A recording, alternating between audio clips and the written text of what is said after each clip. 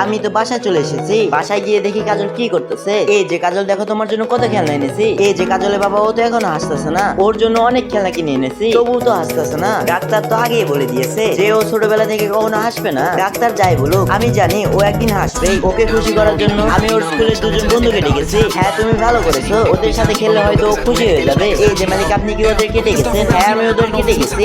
আচ্ছা ঠিক আছে, তাহলে আমি গেলাম, আমার অনেক কাজ বাকি আছে। এই যে বাচ্চারা, শুনো, তোমরা ওর সাথে খেলো। বাবা, আমি ওদের সাথে খেলবো না, তুমি ওদের সাথে খেলো। ওদের সাথে খেলে তোমার মন ভালো হয়ে যাবে। তোমরা ওকে বাগানে নিয়ে যাও। এই যে কাজল, তুমি ওদের সাথে যাও। আসো কাজল, আমরা খেলা করি। না, তোমরা ছাড়ো, আমি তোমাদের সাথে খেলবো না। আরে কাজলের বাবা, ও তো ওদের সাথে খেলতেছে না। এই যে বাবা, নাও তোমার জন্য খাবার এনেছি। আরে ও তো খুব মিষ্টি, আমি ওর সাথে খেলবো। চিকুর বাবা, ও তো ওই মেয়েটি দিকে গেছে।